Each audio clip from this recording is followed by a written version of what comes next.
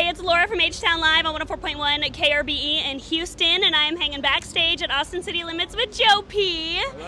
You just got off the stage. You did amazing. You are so confident up there. Like, where did you, get all of that from? I think it's the lack of confidence in everything else in my life.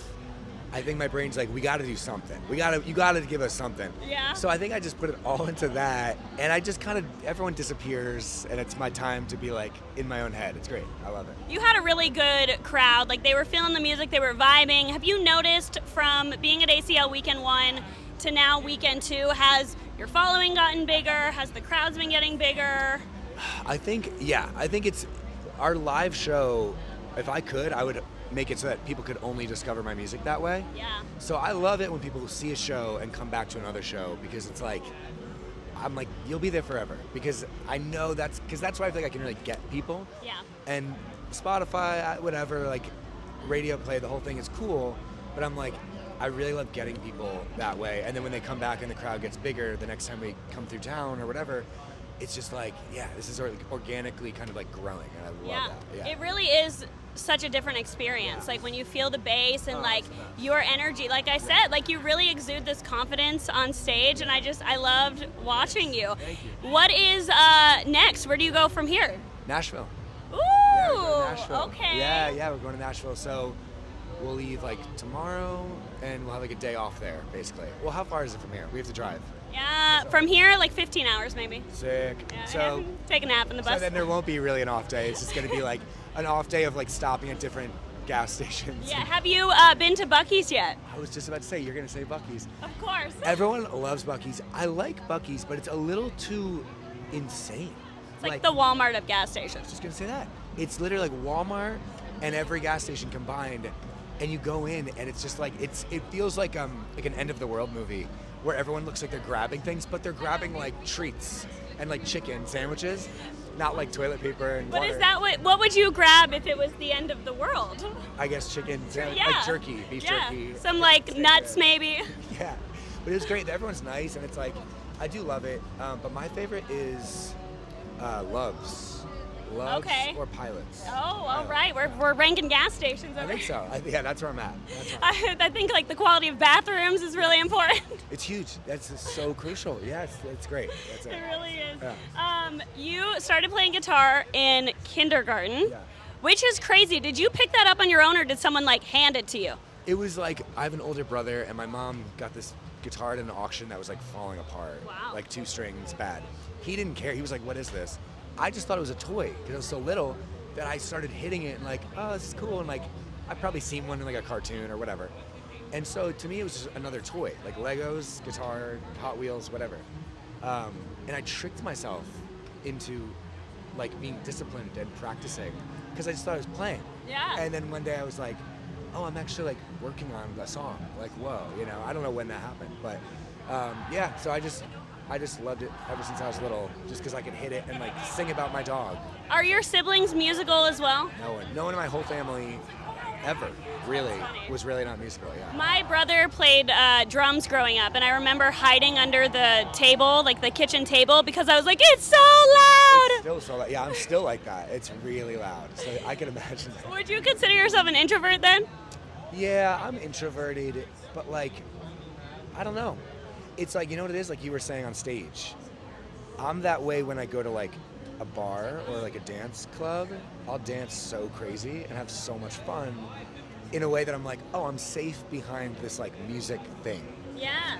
But like a normal party, like if I went to like an LA networking party, I'd be like, I have no clue what to do.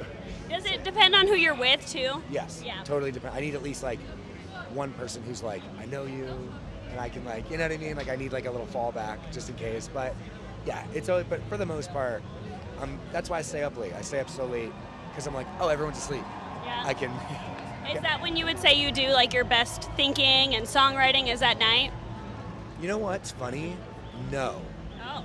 because when you're in that headspace, you have no perspective because you're so disconnected from the world, and it's healthy to get sparks of ideas and whatever. But a lot of times, if you work on something all night, just like when you stay up in bed thinking about something, you're usually overthinking or like making things up that don't make sense or whatever. So with music, it's the same way. I'll wake up the next morning and be like, oh, this isn't that good. Like the first part is good, but like I'm too detached from reality. So I think I need to be in that headspace and up that late to feel like I have a start of something. But then like I finish things like at like 2 p.m. Yeah. I heard that you recently got married. Yes. Congratulations. Thank you. What has been being a newlywed like for you? I mean, I've been with her since we were freshmen. I was a freshman in high school. So a while. So a long time. Yeah.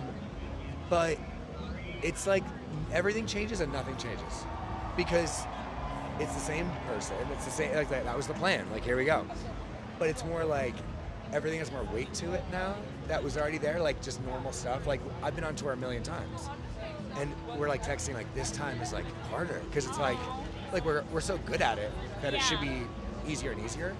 And she's like, oh, it's kind of harder because now I'm like, oh, I want you here. Like, in a way of like, not like my boyfriend or my girlfriend. It's like, oh, something's missing. Yeah.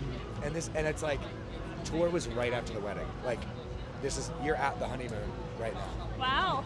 Okay. So, yeah. What's on the agenda? Thanks for the invite. Yeah, this is it. So it's like, I'm like, we got to plan something when I get back. But Yeah. the timing of it just worked out where it was like, we're married, I do. And then goodbye. Yeah, wow. That is a whirlwind. And just like, I guess that's part of, being in the position that you're in with this platform that you're on and kind of all of it growing so fast, which it did, on TikTok. How do you feel like social media has kind of changed the game for the music industry in your benefit? Yeah.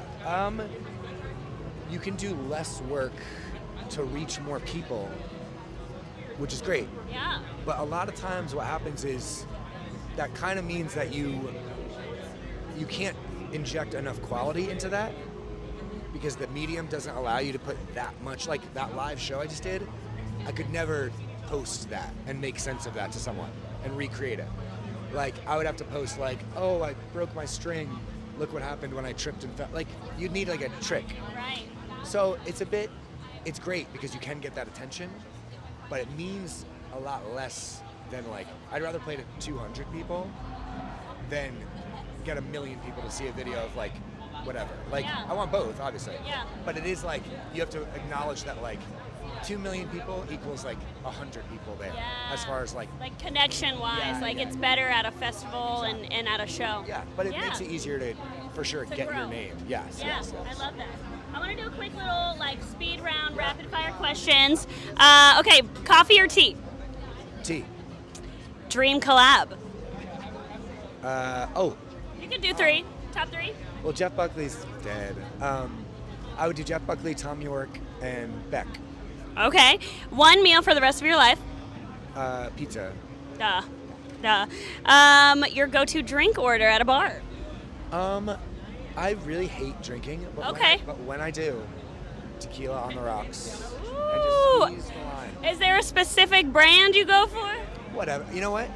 I get Espolón because it's cheaper than Casamigos and whatever. Yeah. And it's the same. You're fine. It's just you won't feel sick. Like, it's perfect. That's true. Yeah. How do you eat an Oreo? Hard-hitting questions over here. I don't separate. Just all in. Any milk? I think it was designed, yes, but I think it was designed to be eaten like a sandwich, unless you unscrew and connect. Yeah. Now that's Ooh, fine. Yeah. But now you get these extra. I don't know. I do how it is. Dip it. When I used to eat like milk and cookies, I would drop the cookie in. And then- Really and soak it. You drink the milk, and now there's this clump, and you have to like. It's like it's not. It doesn't make sense. No one That's should the do way. it, but it's That's fun. the way.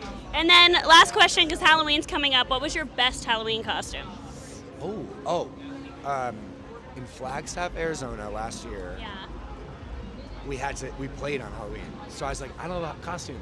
We went to a place, I found what was it? I guess Arizona State, right? That's where I went to college. Oh my God. Yeah. I found a vintage 80s marching band outfit. Oh, wait, that's Oh, dope. it's so sick. Hat up to here, and it was real. it was heavy. Yeah. And I played in that. It was so sick. It's giving me like SpongeBob vibes. Like you know the episode I'm talking about. It was very that. That's epic. I love it. Well, thank you so much for sitting down. Enjoy the rest of ACL, and I wish you even more continued success on everything.